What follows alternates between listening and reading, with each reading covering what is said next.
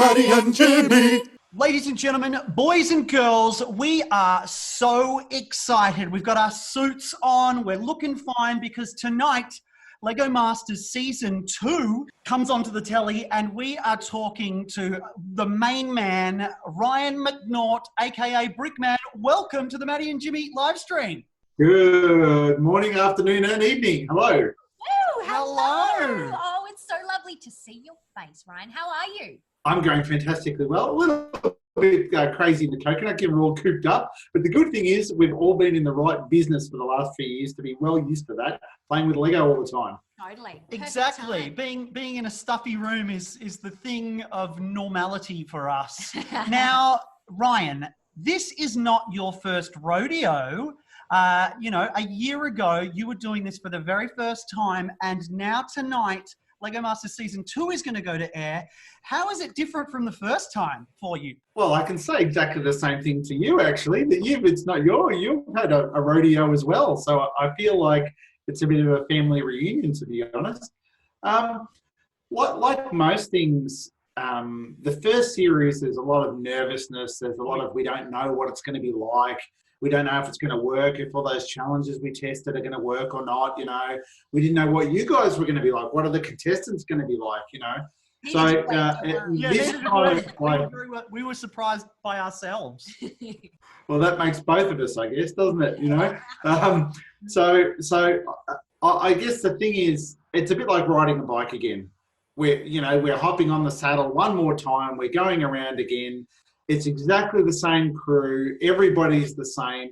The only key thing that's different, and it's a pretty massive difference, to be honest, is unlike you guys that had no idea what we were about to put you through, and you were very brave, I'll be honest, having never seen the TV show before, contestants from Series 2, they've seen what you guys have done. They've seen your trailblazing that you've done prior to them. So they're a little bit more armed and have a little bit more, I guess, information as to what's going to happen to them. So they actually probably should owe you guys a beer or a drink or a chicken parma or whatever it is that you like for doing all the hard work that you guys did. Because they've honestly taken it to a whole nother level, having learnt of what you guys have done. Yeah, well, that was going to be my next question, Ryan. Like, how do they shape up to the original kids? Well, here's the thing, and this is what makes it so interesting is you guys. I'm really genuine when I say this. When you walk through that roller door for the first time, you had absolutely no idea what was on the other side of the roller door. None whatsoever. It's like absolutely no idea. The MasterChef kitchen, we had no clue.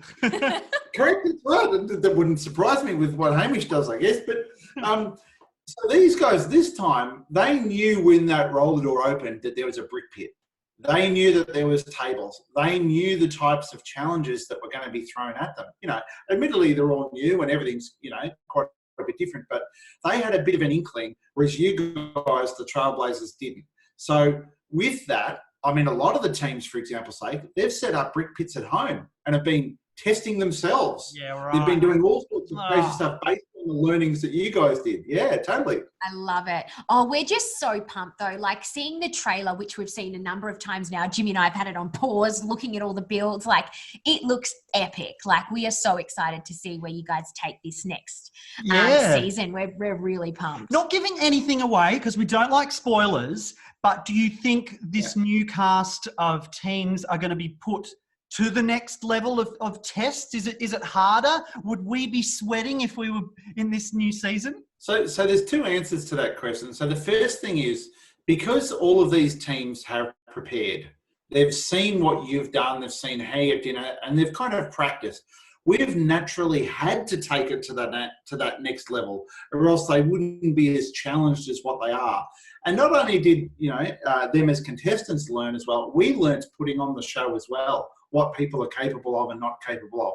So we went through this whole learning journey too about what Lego can do and what it can't do. So we think this time some of the challenges are pretty bonkers, like next level. I can't wait. Gosh. I'm hoping this means you guys have bought a few more kettlebells. I'm pretty excited. Yes, absolutely. I will give you a spoiler. This show is now 100% kettlebell free. Oh, good. Okay. Good to know. No And- more, bicep building. So that's fine. That's fine. So Ryan, I'm pretty sure you've seen Lego Masters US season. Now Maddie and I sort of saw a clone of us. There was a blonde-haired kind of kooky girl, and then there was another gorgeous girl with 2 arms full of tats. So we kind of had a weird US clone. Is there a season 2 clone of any of the teams? Well, there's only one Jimmy and Maddie. Let's be brutally honest. Yes, that's so it. there's only Too kind. We accept Can no I tell you, substitutions. no substitutes. Can I tell you though, just between you, me, and your loyal viewers, I'm a little freaked out Oh, Oh, what really? about? because you're calling me Ryan. Because during the show, as you know, no, I'm okay with it. It is my name, and I go by name.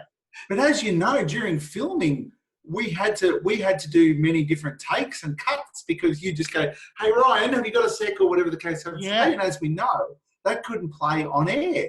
So it's a little bit different hearing people that I know in the Brickman world calling me Ryan. It's pretty awesome. It's very different.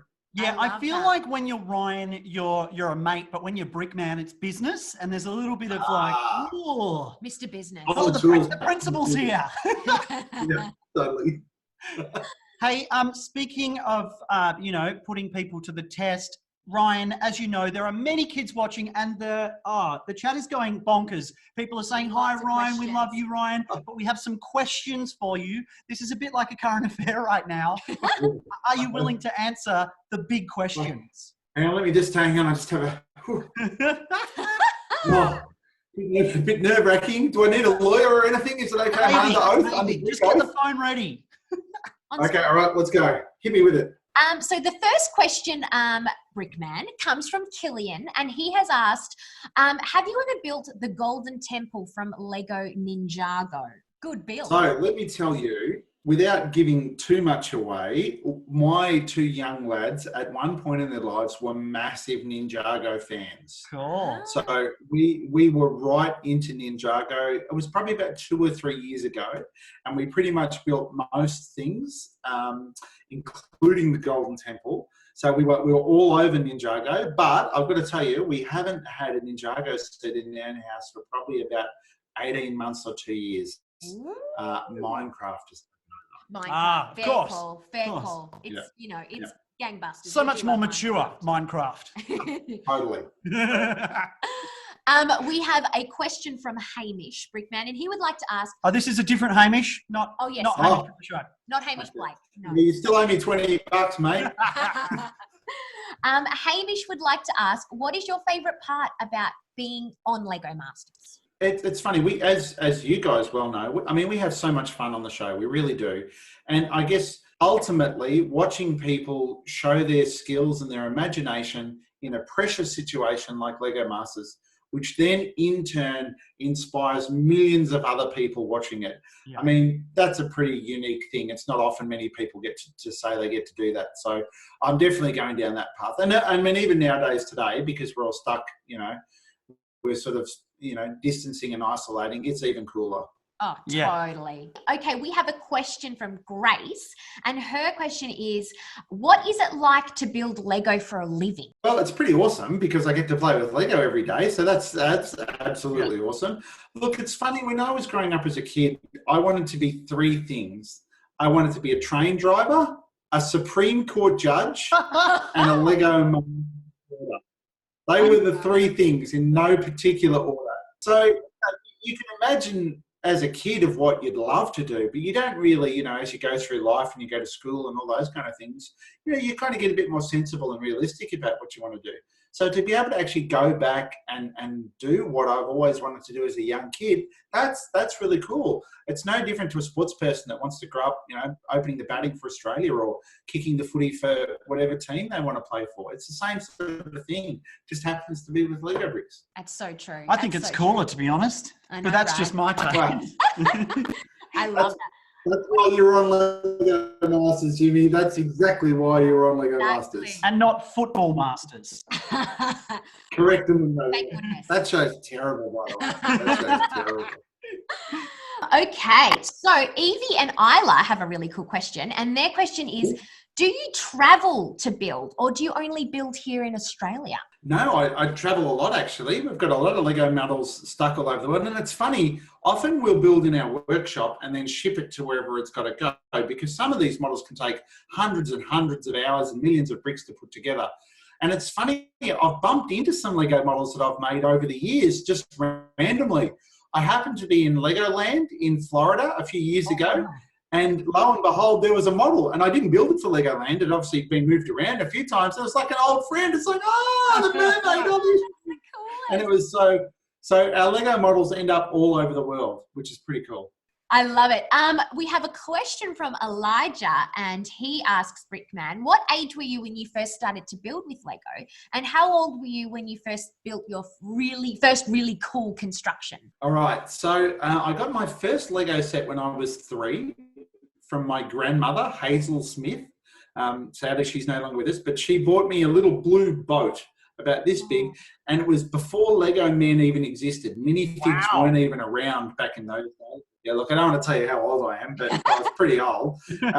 And so that was my first, and I remember it really quite clearly because it was a pouring, cold, rainy day, and I just remember this happy place, being with my grandparents, sitting on the floor, all nice and cozy and warm, building this new thing. And I remember it really clearly, and it stuck with me all these years. So that was my first Lego experience.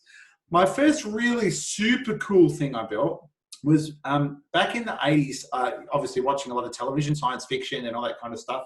I ended up building, or trying to build, the ship from Battlestar Galactica, the big one with the little ships that came out the side and all this kind of, yeah. And so I built this Battlestar Galactica. And anyway, my mum took a photo of it. It's the lamest thing you've ever seen in your whole life. It's all multicolored and all sorts of terrible stuff on it. But as a child, I remember going, I'm the best Lego builder in the galaxy, man. Check this thing out. Ryan, in the first episode of Lego Masters, when we built our Mega City Challenge, we thought that was the coolest thing we'd ever built. And then by the end of the series, I think we were the same. We looked back and went, oh, what the heck was that? Well, it's funny you should say that because, you know, Lego Masters, what a lot of people don't realise, and this is perhaps a bit of a tidbit for your viewers, is everyone goes on a journey, and each build you're learning new skills and things to add to your Lego skill set, and they build up over time. And if you look at the, you know, your later builds versus your first builds, you're really kind of evolving and changing the whole time. It's a really cool thing. Last question we have from Gus, and that Brickman is, what was the hardest build you've ever completed? Oh, that's a tough one. So many, many years ago, I had to make the Colosseum, as in the Roman Colosseum, out of Lego bricks. And of course, anything you make that's oval shaped out of square and rectangular bricks, yeah, for crazy. So I spent forever trying to build this thing. Eventually, I got it and did it. And the skills that I learnt in that build, I was able to use later on to make like the Lego MCG and other models of a similar shape. So it was really hard and it was really difficult, but it taught me so much. So I'm going to stick with the Lego Colosseum. Well, Ryan, Brickman, we better let you go, mate, because you've got a show to do tonight, and we can't wait to see it, mate. Thanks so much for coming on the show. Thanks, Ryan. Absolute pleasure. It's great to see you both again. I just have to go and find my collection of floral shirts somewhere. I'll be off now. All the best. Maddie and Jimmy.